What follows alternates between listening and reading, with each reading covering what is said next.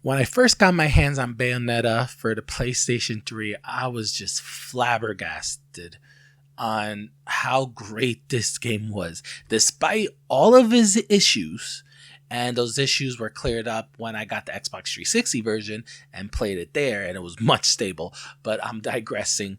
What appealed to me the most was the story, the style of Bayonetta.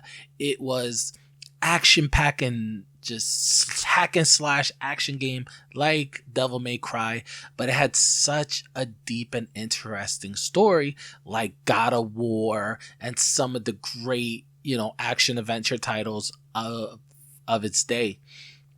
It felt like a succession, like where Devil May Cry 4 and the Devil May Cry reboot failed, Bayonetta exceeded, and it carried the torch for action adventure games until we got Devil May Cry 5, and that completely just set the bar to a height that I don't think any other game has matched since. Maybe God of War 2018 and the new God of War Ragnarok. But Bayonetta was always a great alternative. If you couldn't play Devil May Cry, if you couldn't play God of War, Bayonetta just felt like a good fit because it took what made those games great and refined them and not made it better, not revolutionized, but great. You don't need to revolutionize or reinvent the wheels. You just have to make a great game. And Bayonetta ticked all of those boxes. Great character, great story, great gameplay. That's it. Moving on, we got Bayonetta 2, which felt like an actual succession. Despite all of the controversies and criticisms the Wii U got, Bayonetta was a high point for the Wii U, and Platinum Games showed that they could make Bayonetta work on the Wii U with a different art style that showcased the Wii U was capable of beautiful graphics and 60 FPS gameplay. Now, the Wii U version stumbled to maintain that 60 FPS, but it showcased that the Wii U was capable. And then later on, those games got ported onto the Nintendo Switch. But Bayonetta 3 just feels like they took a step backwards when they were trying to take a step forward. And this is what I'm saying. Let's break down to my review of Bayonetta 3.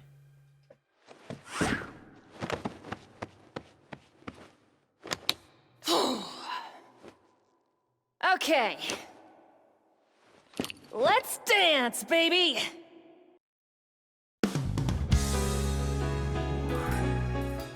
Now, Bayonetta 3, at first glance, seems like Platinum Games was throwing everything at this game, including the kitchen sink.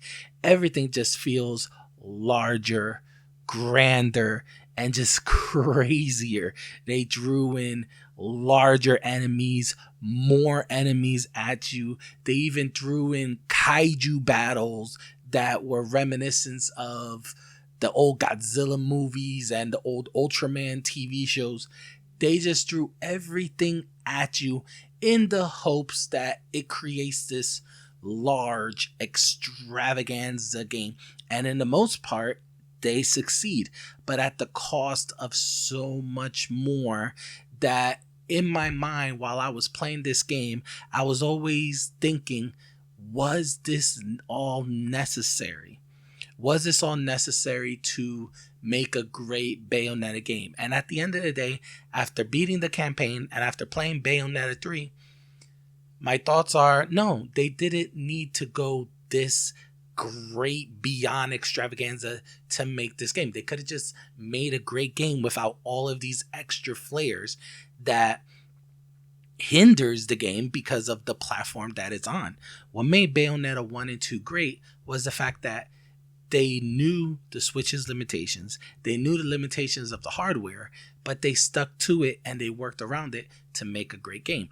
Bayonetta 3 just ignores the fact that it's on the Nintendo Switch and tries to do above and beyond what the Switch is physically capable of, and thus overall results in a inconsistent game that, it's a mixed bag. It shows off right off the bat in Bayonetta 3's combat.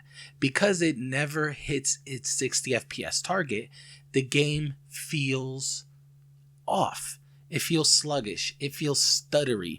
The buttons do not feel responsive.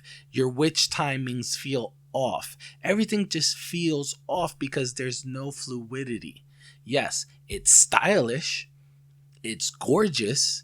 These big set pieces with the large scale enemies, and when you summon your demons and your demons are fighting in the background while your Bayonetta is dancing, yes, those are all beautiful set pieces.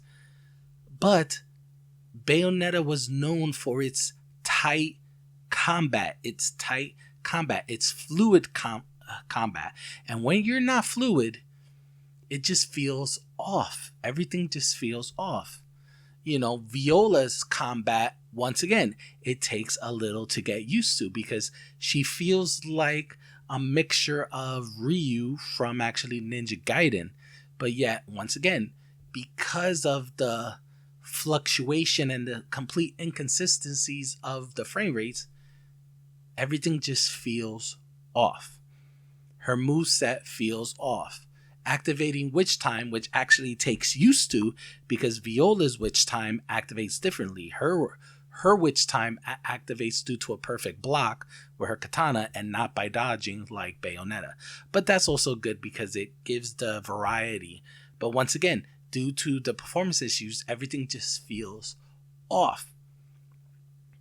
And it's bad enough that Bayonetta doesn't reach its target frame rate, but that the whole entire visual spectrum of the game just feels off.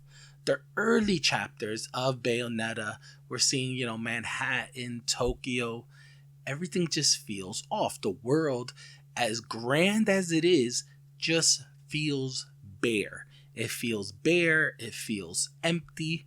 Everything just doesn't feel like Bayonetta. And once again, it's because Platinum Games went so big and so extravagant that they failed to notice the limitations of the Nintendo Switch. And it created such a weird hodgepodge of a game. The early chapters, the game feels like an early PS2 Xbox game. The textures are muddy. Everything just feels off. The later chapters, I feel like they discovered that, oh crap, like we're trying to go too big, and they really focused on trying to create the game's signature Bayonetta look later on in the game. But by doing that and not going back and fixing the early chapters, we're getting an inconsistence of look and feel. If you compare the early chapters of like Tokyo to the later chapters of like Egypt or actually Paris, there is a sharp contrast on how these games look. Egypt and Paris look like a Bayonetta game. They're gorgeous. The color, the art style, everything looks beautiful. But Tokyo and Manhattan, they don't look so great. And it's like, what's going on here? And this is even further enhanced by the poor performance. Now, I know I'm going very negative because there's a lot to love about the game. There's a lot to love about the game. It is Bayonetta. The over-the-top flashiness, even the story, as muddled as it seems, it still feels like Bayonetta. But once again, what made Bayonetta work for me was the performance. And the performance of the first two Bayonetta games weren't this bad, except if you play the PS3 version. And the PS3 version, it is as bad as actually Bayonetta 3. But the performance is what really really upsets me here. I mean, so Bayonetta 3 targets 60 FPS, but it never reaches it. I think average FPS was around the 40s, the mid 40s, around 45-ish, give or take. Not even just simple traversal. nothing going on, it hits 60 FPS. Not even the section on a train, the game hits 60 FPS. The only time it hit 60 FPS from my showing was, believe it or not, in the early chapters, in this underground sewage type area. It hit 60 FPS and it maintained it pretty good until I got to the battles, and then boom, the FPS tanked. But this is a huge letdown, because once again, Bayonetta's combat is tied to the fluidity of the performance. I mean, you have to react very quickly to dodges, planning your combos, because there are a lot more monsters on the scene. There are a lot more enemies on screen, and some of them are a lot larger. So you really have to plan your dodges if you're looking for those high combos. If you're looking for those platinum medals and ultra platinum medals, you need to be very responsive and very reactive. And due to the overly fluctuation of performance that never reaches its target frame rate, you're not going to get it. You're not going to get it. And it's extremely disappointing, because once again, this game is already trying to swing for the fences. It's trying to hit those home runs at every single mark, and it's just failing on some of the most crucial aspects, which is performance. Now, I'm not being a hater. I love Bayonetta 3. It was a blast playing it. It was a huge blast. It was exhilarating. It felt like being in a sports car, just stepping on the gas and just non-stop action. It was a fantastic sensory overload if you're not too sensitive with that. But at the same time, there's still some critical flaws that I just couldn't ignore. And with those flaws, it kind of hindered my expectations, because I was expecting not a technical masterpiece, not a graphical masterpiece, but just a great, stable Bayonetta game that reminded me why I fell in love with Bayonetta 1 and 2 in the first place. But from the looks of it, Platinum Games just, they went too big. They went too big. They went too ambitious, and sadly, it costed them. Now, thank you guys for watching this video. If you like this content, please hit that like button, subscribe, and comment below if you want more reviews like these in the future. Once again, guys, thank you guys for watching. This is Matthew Warbeck signing off. Have an awesome day.